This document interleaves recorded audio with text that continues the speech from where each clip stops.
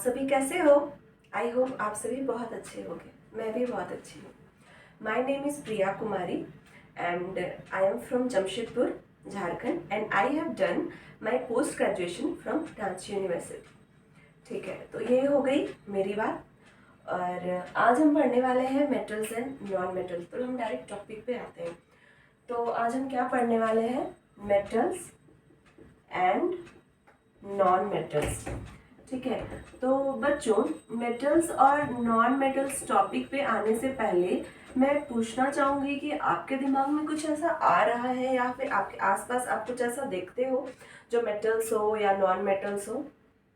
तो हाँ, हमारे आसपास जो आप देख रहे हो, बॉटल है, पेंसिल है, आपके बेंचेस है, आयरन रॉड है या ग्लास है।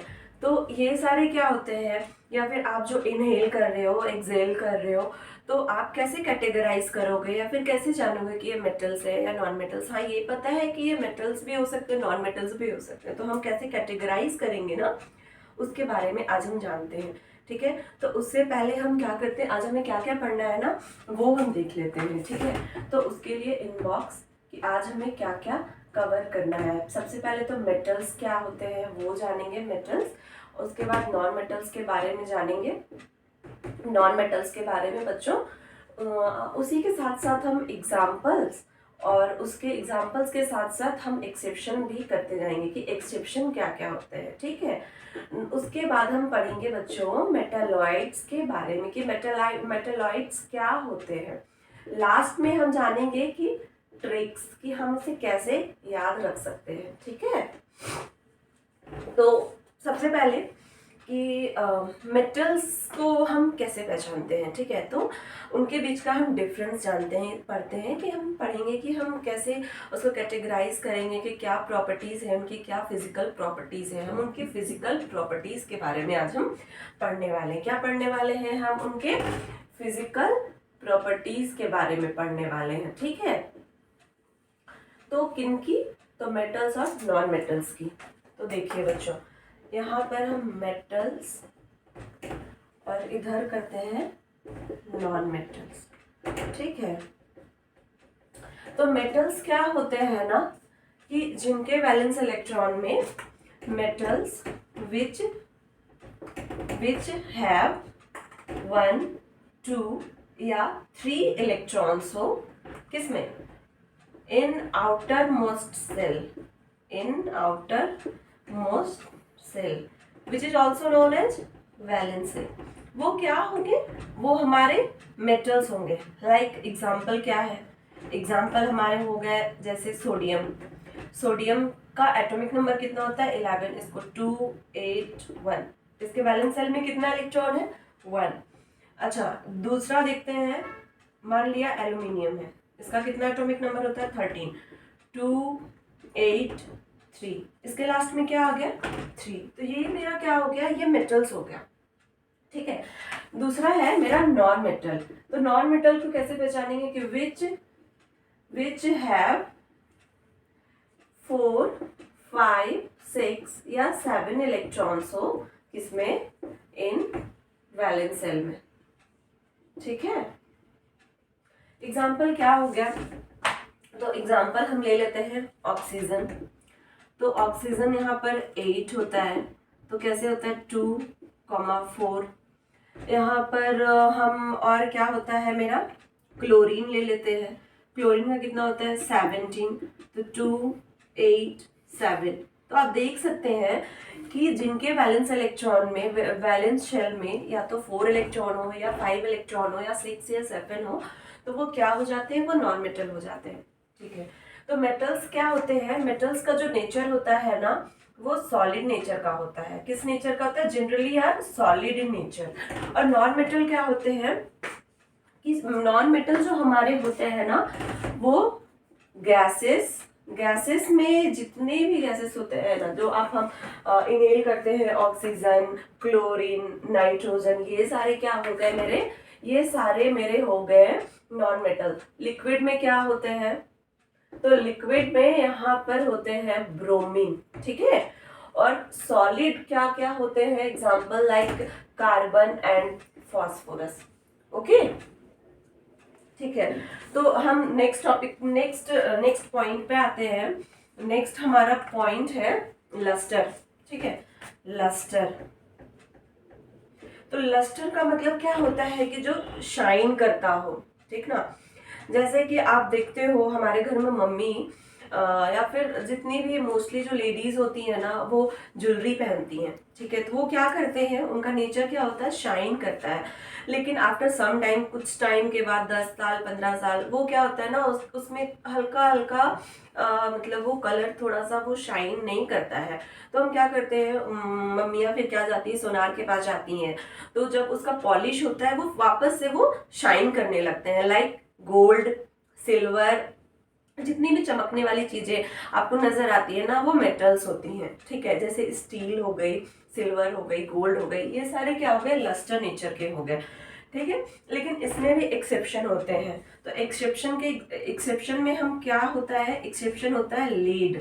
ठीक है, लीड। तो वो कैसा होता है ना, वो शाइनी शाइनी नहीं होता है। ठीक है, वो कैसा नेचर का होता है, उसका अपीयरेंस कैसा होता है, डल डल होता है। ठीक है, जबकि जो नॉन मेटल होता है ना, इसके ऑपोजिट होता है। जो नॉन मेटल होता है वो डल नेचर का होता है। ठीक है, वो शाइन शाइन नेचर का नहीं होता है। ठीक है, तो इसका भी कुछ एक्सेप्शन होगा, बिल्कुल है। तो जो ग्रेफाइट होता है, जो ग्रेफाइट होता है, डायमंड होता है, तो ये सारे कैसे नेचर के होते हैं, ये शाइन करते हैं। लेकिन इसका क्या प्रॉपर्टी यहाँ पर हम पढ़ रहे हैं कि ये डल है। लेकिन डायमंड भी यहाँ पर आप देखोगे, जो डायमंड होता है वो कितना चमकता है, कितना शाइन करता है। और ग्रेफाइट का भी जो नेचर होता है ना, वो शाइन करने का होता है। तो वो किस चीज में आ जाएगा, वो एक्सेप्शन में आ जाएगा। ठीक है, एक्सेप्शन में हम क्या क्या पढ़ेंगे कि ग्रेफाइट और जो डायमंड है ना, वो कैसे नेचर के हैं।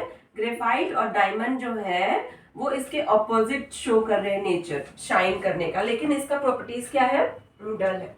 नेक्स्ट पॉइंट क्या है, डक्टिलिटी। ठीक है, डक्टिलिटी। तो डक्टिलिटी का मतलब क्या होता है ना, डक्टिलिटी का मतलब क्या होता है, which can be drawn into a thin wire. ठीक है, तो जो मेटल्स होते हैं ना, उनको जब उनको ना हम थिन वायर में कन्वर्ट कर सकते हैं। ठीक है, जैसे आप देख सकते हो, ये आप देख सकते हो, ये मेटल है। ठीक है, ये आयरन है, ये आप इसको देख सकते हो कि ये थिन वायर में इसको कन्वर्ट किया, इसको कन्वर्ट कर सकते हैं थिन वायर में। जैसे कि जो गोल्ड होते हैं ना, आपको मतलब एक इंटरेस्टिंग फैक्ट बताती हूँ। जो गोल्ड होते हैं ना, 1 ग्राम गोल्ड को 2 किलोमीटर लंबा, उसको लेंथ को हम उसको वायर की तरह बना सकते हैं, लेकिन वो टूटेगा नहीं। ठीक है, ये एक इंटरेस्टिंग फैक्ट है कि 1 ग्राम गोल्ड को हम 2 किलोमीटर लॉन्ग वायर बना सकते हैं। ठीक है, तो ये कैसा होता है, नॉन मेटल। तो नॉन मेटल डक्टिलिटी शो नहीं करता है। ठीक है, नॉन मेटल ये डक्टिलिटी शो नहीं करता है। नेक्स्ट क्या है हमारा, नेक्स्ट हम पढ़ते हैं मेलियाबिलिटी। मेलियाबिलिटी क्या होता है, अब मेलियाबिलिटी से क्या समझते हैं, तो मेलिएबल वो होता है ना, जिनको हम पीट कर, हम मतलब उसको पीट पीट कर उसको थिन पतले पतले शीट में हम उसको कन्वर्ट कर सकते हैं। जैसे कि देखो आप, ये एल्यूमिनियम है। ठीक है, ये एल्यूमिनियम है, ये कितने पतले शीट में इसको कन्वर्ट किया गया है। वही एल्यूमिनियम जिसकी कढ़ाई भी होती है, आपने देखा होगा। एल्यूमिनियम की आपने बहुत सारी, जैसे कि आपने थाली है, आपने देखी होगी कि एल्यूमिनियम कितने मोटे होते हैं। तो इसको हम थिन शीट में कन्वर्ट कर सकते हैं। और आपने काजू कतली खाई होगी, तो उस पर जो सिल्वर की फॉइल लगी होती है ना, वो भी क्या होती है, हमारी मेटल होती है। तो वो कैसी उतनी पतली बनी हुई है, क्योंकि वो किस प्रॉपर्टी को शो कर रही है, वो मेलिएबिलिटी को शो कर रही है। ठीक है, तो मेलिएबिलिटी को शो कर रही है, तो उसमें हम एग्जांपल में क्या क्या बोल सकते हैं, जैसे सिल्वर है, गोल्ड है, और भी जैसे कि एल्यूमिनियम है। ठीक है, और आपने देखा होगा कि जो वायर्स होते हैं ना, उसमें कॉपर के वायर भी आपने देखा होगा। ठीक है। तो वो जो कॉपर के वायर है वो कितने थिन, कितने पतले होते हैं ना कि एक वायर में पूरा समा जाते हैं। तो वो क्या होते हैं, वो सारे के सारे मेटल्स होते हैं। आप लोगों ने अपने घर में तांबा कॉपर का लोटा देखा होगा, या जग देखा होगा, या गिलास देखा होगा, तो वो सारे क्या होते हैं, वो सारे मेटल्स होते हैं। ठीक है, ये मेलिएबिलिटी शो करते हैं।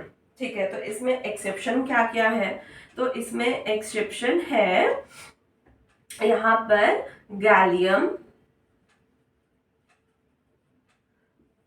सोडियम,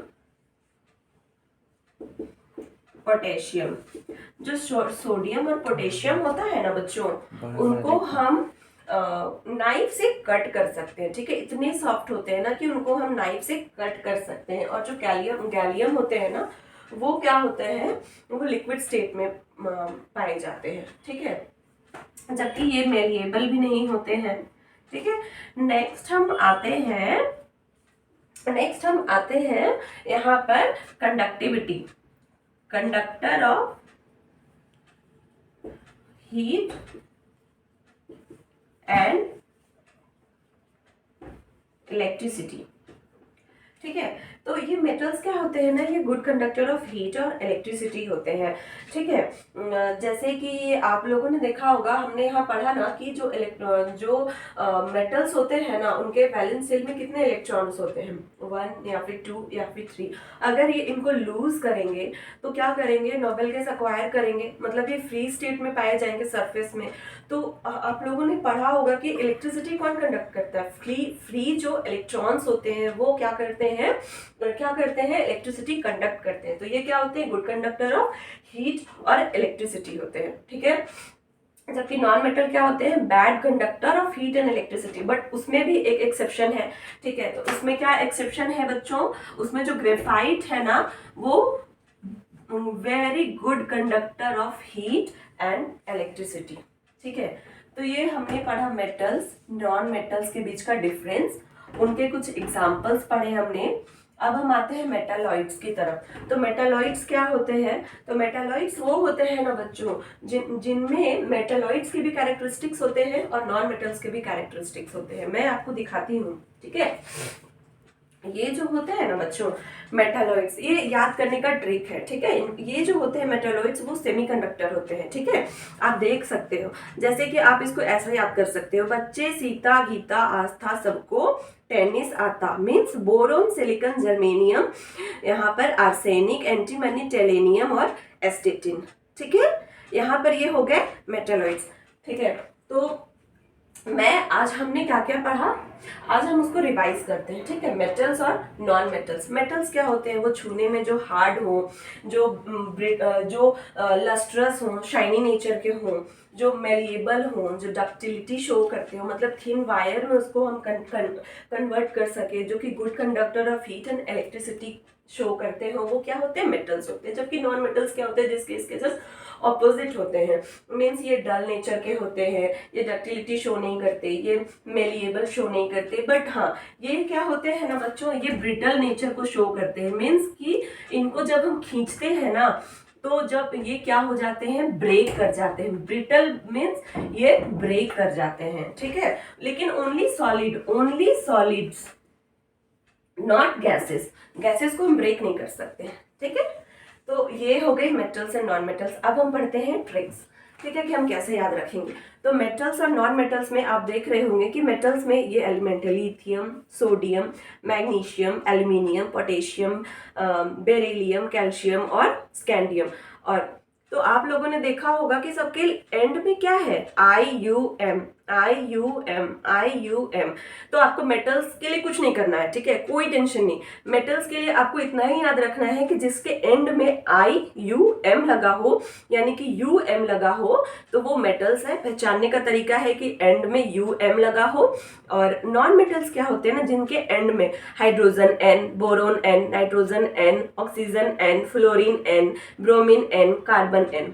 ठीक है, तो मेटल्स के लिए पहचानने का तरीका है UM, एंड में लगा हो। नॉन मेटल्स में एंड में N लगा हो। ठीक है, ये हो गए ट्रिक्स, इसमें कुछ एक्सेप्शन है, बस वो आपको याद रखने हैं। तो अब आपको टेंशन नहीं है, आप बस मेटल्स के लिए तरीका है कि आप लास्ट में यूएम याद रखो, नॉन मेटल्स के लिए जो एन आ गए वो हो गए हमारे नॉन मेटल्स। दूसरा ट्रिक्स ये है बच्चों कि जिस भी एलिमेंट के जब आप देखोगे कि which have 1 2 3 electron in outer most shell in valence shell, ठीक है, मतलब आउटर मोस्ट शेल को ही हम लोग क्या बोलते हैं, वैलेंस शेल बोलते हैं, ठीक है। लाइक सोडियम तो 11 होता है एटॉमिक नंबर 281, इसके वैलेंस शेल में कितने इलेक्ट्रॉन्स है, 1। लिथियम 2 1, इसके वैलेंस शेल में कितने इलेक्ट्रॉन है, 1। एल्यूमिनियम 283, तो इसके वैलेंस शेल में कितने इलेक्ट्रॉन है, 3।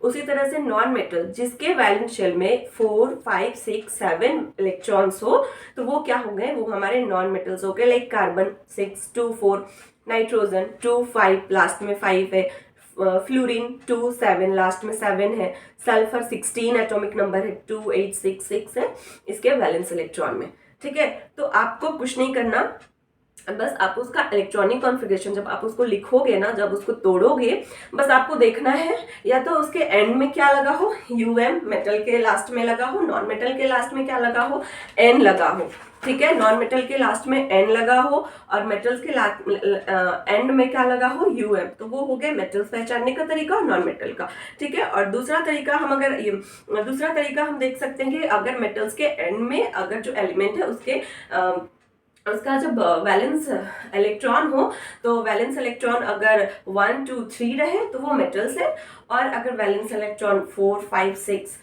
7 रहे वो नॉन मेटल्स है, ठीक है। आप लोगों को कितना तक समझ में आया? तो आपको ये सारे अच्छे से इसको याद करने का ये ट्रिक हो गया, ये कंप्लीट हो गया, और इसको अच्छे से घर जाके रिवाइज करना है, इसको नोट डाउन करना है कि आपने क्या समझा, और अपने आसपास देख करके एग्जाम्पल्स को नोट डाउन करना है, ठीक है। नेक्स्ट क्लास में हम पढ़ेंगे chemical properties. Okay, thank you.